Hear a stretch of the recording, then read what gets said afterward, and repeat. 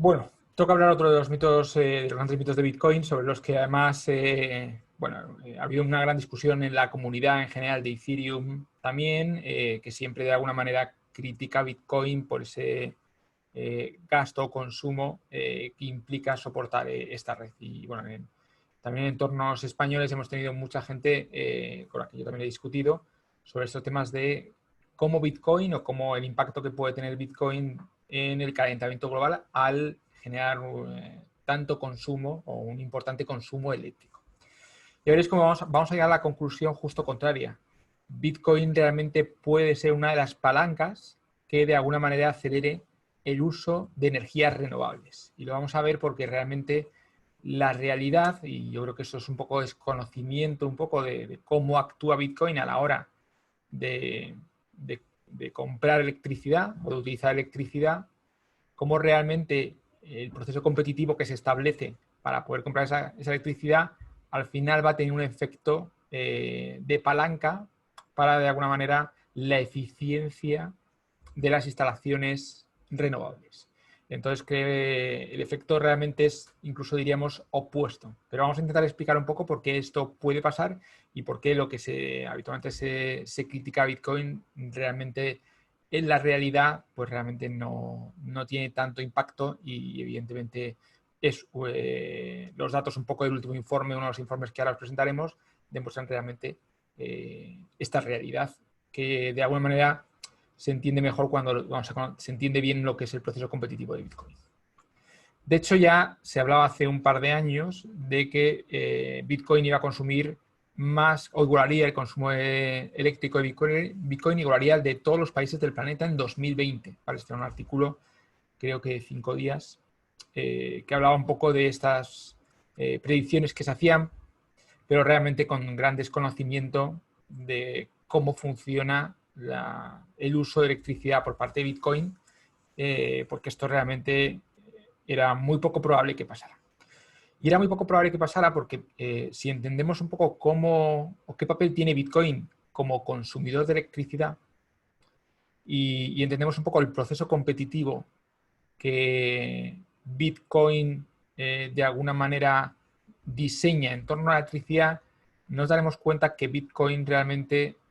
que el consumo, o Bitcoin como consumidor de electricidad, realmente se posiciona como el comprador de electricidad al precio más barato. Es decir, al tener un proceso muy competitivo, esto implica que realmente el que quiera añadir cálculo computacional a la red es necesario que sea muy eficiente, porque solo siendo muy eficiente será una actividad rentable. Claro, comprar la electricidad a un precio tan barato, porque son al final los que consiguen la electricidad más barata, los que van a realmente imponerse dentro de esta red, es imposible realmente que sean capaces de consumir o tener preferencia frente a un montón de actividades económicas que realmente sí que tienen un mayor margen para comprar electricidad mucho más cara, ¿vale? Por eso digo, una vez que uno entiende este papel de la eficiencia, la necesidad de eficiencia para realmente hacer rentable la minería en Bitcoin, se dará cuenta que Bitcoin, donde probablemente va a tener más impacto, es sobre todo en aquella energía que de alguna manera no se utiliza o que tiene un coste muy bajo, ¿vale? Claro, si hablamos de que Bitcoin va a ser el consumidor de energía más barata, pues tenemos que ver un poco cuál es el impacto de esta energía dentro de lo que es el global warming, ¿vale? Lo que hemos llamado el calentamiento global, que es uno de los problemas contra los que está realmente el mundo intentando combatir, porque efectivamente hemos visto efectos de este calentamiento en un montón de datos que se van publicando. Y lo que nos daremos cuenta es que al ser el comprador de electricidad, digamos, que la compra más barata, la realidad es que probablemente el Bitcoin va a ser una gran palanca de alguna manera de eficiencia de infraestructuras renovables que a día de hoy realmente y a lo largo van a ser siempre los que sean capaces de generar electricidad más barata, ¿vale? Entonces ahora veremos un poco qué impacto tiene y vamos a ver los datos un poco del último informe que se produjo y que se ha publicado sobre estos temas. Bueno, es cierto que Bitcoin consume mucha electricidad, como digo, barata, porque si no, no haría rentable esta actividad. Y bueno, pues se estima realmente a día de hoy que consume entre 7,45 gigavatios y en torno a 65 más o menos. Esta es una estimación bastante aproximada de un informe que se hace, que evidentemente lo coloca por delante de lo que consumen algunos países, pero es verdad que no es, ahora veremos un poco los matices, de qué tipo de energía se está consumiendo y si es energía que en algunos casos se hubiera tirado, ¿vale? Como digo, la Universidad de Cambridge hace un estudio bastante exhaustivo, un poco, de cuál es la electricidad que se consuma y no es sencillo porque evidentemente no todas las máquinas de Bitcoin necesitan la misma necesidad de electricidad y además porque hay un proceso tecnológico que hace que cada una de ellas vayan mejorando ese consumo y las máquinas de alguna manera vayan mejorando y vayan de alguna manera bajando este consumo. Pensar que, como explicábamos, el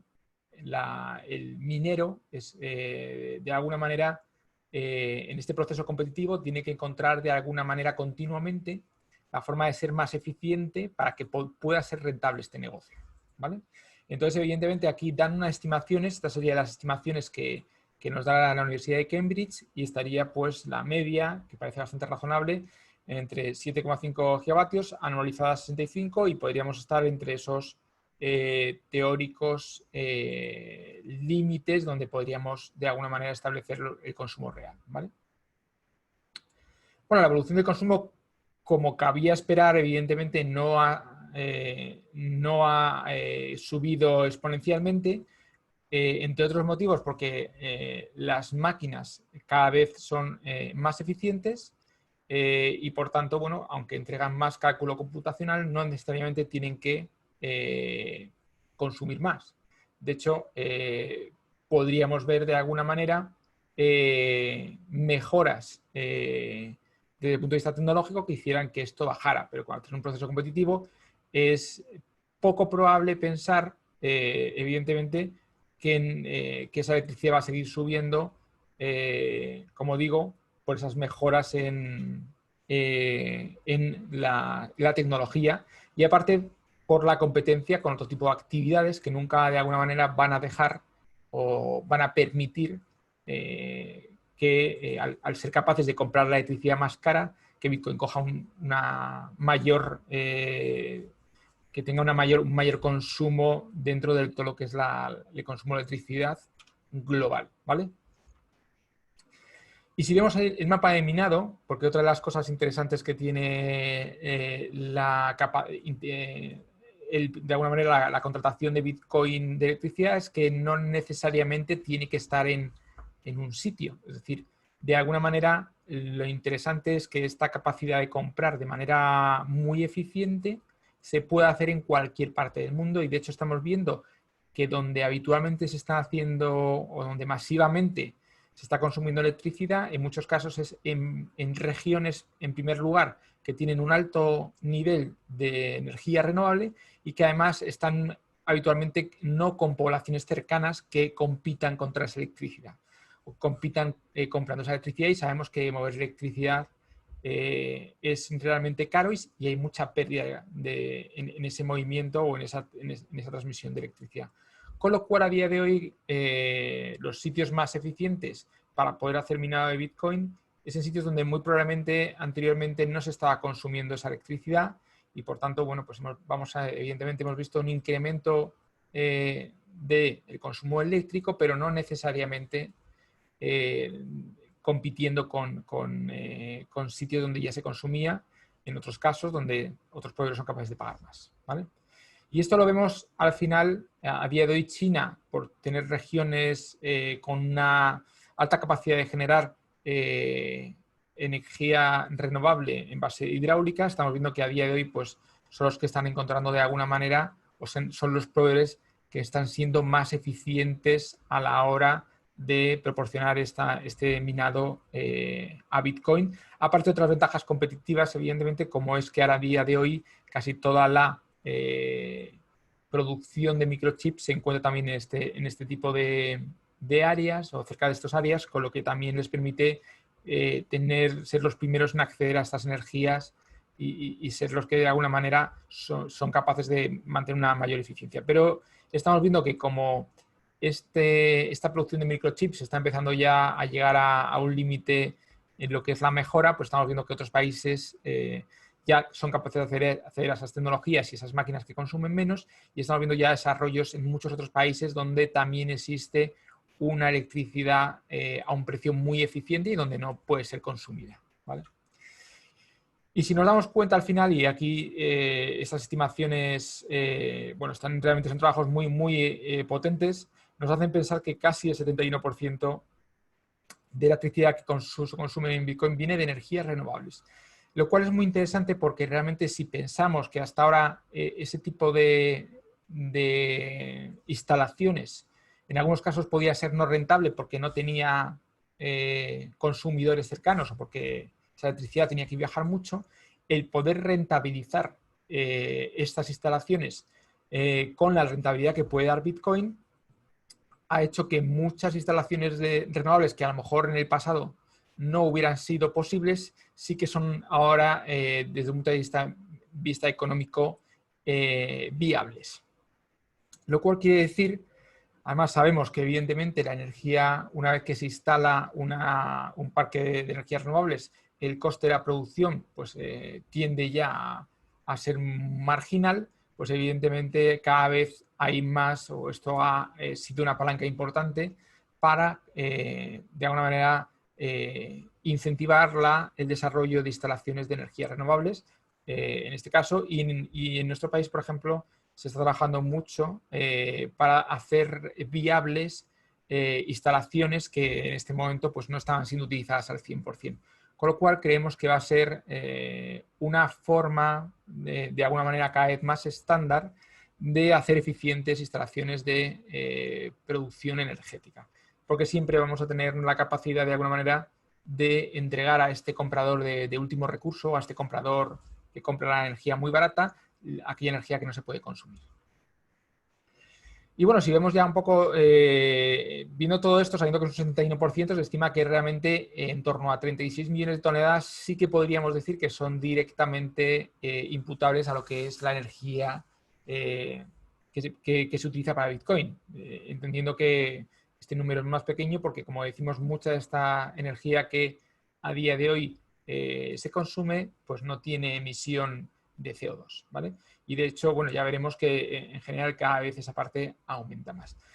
¿Cómo es realmente mucho o poco? Bueno, si lo comparamos realmente, por ejemplo, en este mismo con la huella de carbono que dejan los bancos franceses, solo los bancos franceses, que son 2 billones de toneladas, nos daremos cuenta que el impacto no es tan grande. Estamos hablando de 36 millones de toneladas de CO2 contra lo que se estima de alguna manera en un informe, en un research de huella de carbón de los principales bancos franceses, lo que son 2 billones de toneladas. Es decir, que sería mucho más eficiente, y no se habla de eso, de alguna manera dejar de tener que estos dos bancos franceses, esos 4 bancos franceses, dejaran de hacer actividad económica, ¿vale? Lo digo para que tengamos un poco una clara comparación un poco de cómo incluso este gasto que tiene Bitcoin, si por ejemplo fuera capaz de sustituir a los pagos, por ejemplo, en estos bancos, sería capaz incluso de ahorrar este impacto de huella de carbono. Bueno, como digo, se ve en todas las previsiones, realmente no ha habido un impacto en estos últimos años especialmente importante con este gran crecimiento que ha habido de cálculo de energía consumida por criptomonedas, lo cual de alguna manera, bueno, refleja que realmente el impacto que está teniendo, pese a que se estimaba que podría ser mayor el consumo eléctrico de Bitcoin que todo el resto de los países del mundo, eran previsiones que evidentemente no se han cumplido y, bueno, claramente partían de hipótesis que de alguna manera veían o traslucían el poco conocimiento de cómo funciona de alguna manera este proceso competitivo de contratación de energía, y bueno, que evidentemente para alguien que no entiende la industria, pues es normal que no tuviera este tipo de matices. Y nada, yo creo que seguiremos con esta sesión de mitos de Bitcoin.